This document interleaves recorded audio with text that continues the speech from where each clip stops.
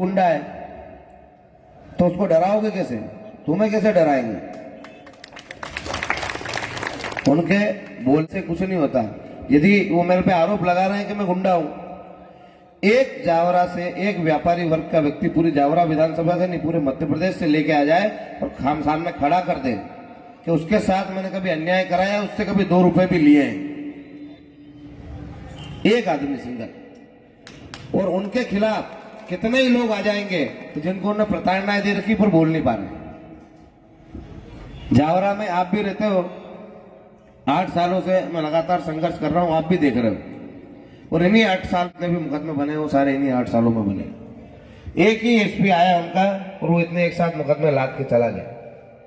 इन्हीं का था, दोनों दल का फ्री था और इन्हीं का एसपी था और इतने सारे मुकदमे लाद के चला गया। उन मुकदमों की सच्चाई भी आपके सामने है। पर एक आम व्यक्ति को परेशान कराओ, किसी की जमीन का कब्जा कराओ, किसी को मारा हो, पीटा हो, तो वे बताओ आपके जावरा में रहने तो लड़ाई तो यही हुई होगी आसपास में।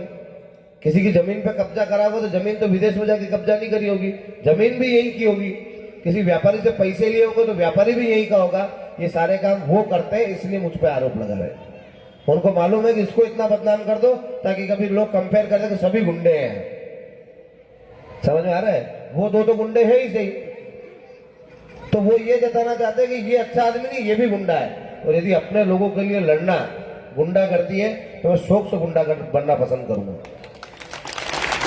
यदि हमारे कार्यकर्ताओं को कोई परेशान करेगा तो जो जिस भाषा में समझेगा उसको समझाना तो पड़ेगा। हमारे कार्यकर्ता इतने कमजोर नहीं है कि कोई उनको आके डराएगा, चमकाएगा और चला जाएगा। किसी पे फर्जी मुकदमा बनाएगा और थाने पे भी नहीं जाएंगे। मैं आज आपको सबको दिवान दे रहा हूं, एक भी कार्यकर्ता पे गलत कार्रवाई नहीं होने दूंगा, और हुई ना तो सरकार और प्रशासन की ईंट से ईंट बजा देंगे। इतने कमजोर नहीं है कि उनके सामने घुटनों के बल गिर के खड़े हो जाएंगे कि भैया हमको माफ कर दो। उनके सामने झुकना होता तो चुनाव से पहले ही झुक जाते। चुनाव लड़ने की फालतू मगजमारी नहीं करते। इनको झुकना होता तो झुक जाते। मेरे पास आया, मेरा और विवेक भैया का दोनों का ये समझो खाली चेकअप ही नहीं कराया, ब्लड प्रेशर बढ़ा हुआ था। किसी ने हमको कहा कि यार वो सामजी तो बीजेपी ज्वाइन कर रहे हैं। मैंने भैया को फोन लगाया, हम दोनों दोस्त भी अच्छे, मैंने फोन लगाया था ये क्या सुनने मारा है।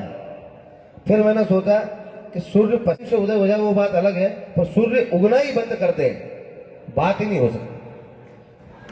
तो ये सूर्य है, ये उगना बंद नहीं होगा, उगेगा तो सही। इस व्यक्ति को बहुत परेशानियां दी, बहुत प्रताड़नाएं दी, बहुत प्रकार के झूठे षड्यंत्रों के तहत इसको उलझाया गया। इनने अभी तक संघर्ष किया है। अब हम सबकी जवाबदारी है कि इनके हर संघर्ष में साथ खड़े रहें।